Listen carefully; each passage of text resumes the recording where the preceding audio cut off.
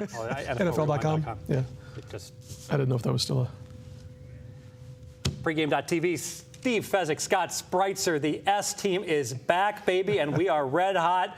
Thank God football's here, although Scott's 31-11 in MLB. But that's irrelevant because no one watches the games. You don't have to watch the games. You can just, get the picks and make money. We're going to try to make money with the Thursday night game, though. No baseball. Atlanta Falcons, Scott, against the Tampa Bay Buccaneers. People were high on Tampa. They're not high no more. I had them in week one. I lost in week one. I had them against Carolina, yeah.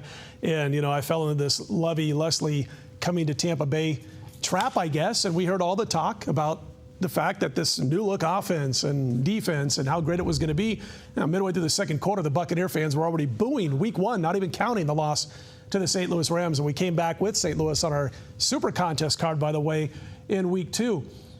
I'm sitting there probably like you, Steve, watching in week one, thinking, do we overreact to the fact that Tampa Bay looks this god-awful against the Carolina Panthers? Not just the players. I'm not talking about them. I'm talking about the play calling and the game planning. And then you got a stiff at quarterback to boot. So, now they're getting points, though. They're getting 6 or more.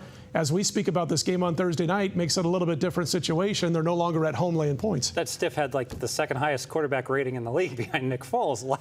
Had some playmakers with Chicago, though, didn't he? That's true, yeah. But see, I think that's the thing is, maybe, I don't know, did Lovie Smith overreact to what McCown did when they were both together in Chicago? I know he knows him well, but it's also the play calling. That first game against Carolina, and I went off on our first preview show. That was my rant of the week a couple Tuesdays ago.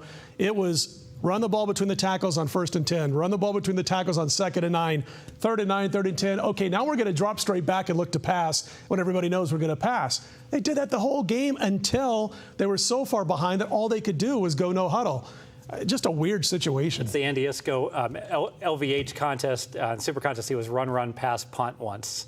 So I went ahead and thought of, but it's never good when you got a team and all you keep hearing, it's like that Fast Times at Ridgemont High in the football scene where they say crushed by Jefferson, maimed by Jefferson. I kept hearing Kuechly, Luke Kuechly. Kuechly's all over. That's the only name I'm hearing. It's the announcer saying in for incomplete, intercepted, intended for, and Luke Kuechly. This week they go to Atlanta. The Falcons, of course, started out with the all-in effort. Could have gone either way. They beat the Saints week one. Great game at home. Then they turn around, probably not surprising, lay an egg against the Bengals in the jungle. Short work week for these guys.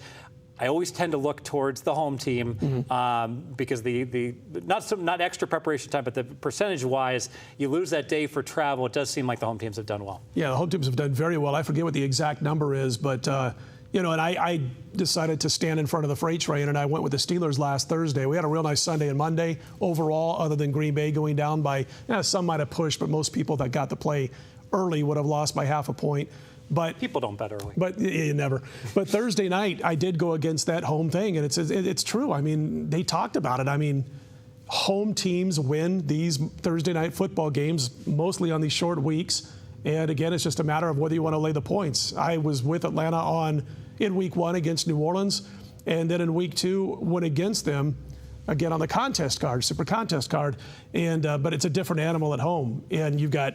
I had to go back and look before we shot these videos. Julio Jones, he's listed as probable, as is Roddy White. You've also got Steven Jackson, really solid running back when you got an offense like this around him.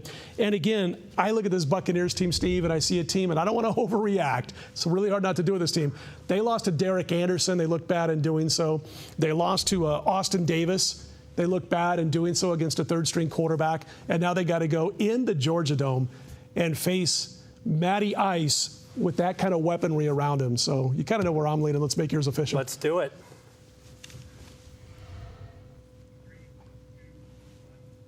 Let's head to the Georgia Dome, and I expect that Matty Ice is going to be putting up lots of points against this dysfunctional pirate ship that may get better by the time the year is two-thirds of the way through, but clearly Scott summed it up best. If you have that much trouble against two backup quarterbacks, a third-string quarterback, you're going to be in a lot of trouble. An Atlanta team with a great home field edge. A little note also when they're playing the Saints at the end of the first quarter, Atlanta, Julio Jones fumbles going in, so that's part of the reason they got down 10 in that game. The very high-level game that was played. I'm going to give them a pass for stumbling and bumbling their way in the jungle. I fully expect expect Atlanta. -6.5 is fine. It did open 4.5. I think it'll close 7. If you miss the 6.5 and it does go up, you might consider teasing Atlanta as well. I cannot see Tampa Bay winning this game, but -6.5 is the free play. Sounds good, and that's what I'm going to stick with also. It's not going to be a premium play this week at pregame.com. It won't be on my super contest card, but you know what? I might tease them. I might tease the Falcons down and use them with somebody else on Sunday. I hate putting in on the super contest my pick on Thursday to use that Thursday night game unless it's like a really right. my strongest play, because I hate having to put the other 4 picks in at the same time, and then Brady is playing, and who knows who's playing for the Vikings, and all of a sudden you're staring at Minnesota +3 and your super contest picks, and you're like, oh God, why didn't I wait? So good point. We're going to hop around from the NFL. We're going chronological. We're going to go to college football. The Big Ten is yet to cover a game this year. Scott Spreitzer thinks that may change on Saturday. Stay with us. Pregame.tv. Yet to cover a game. All right, maybe a couple. I like that.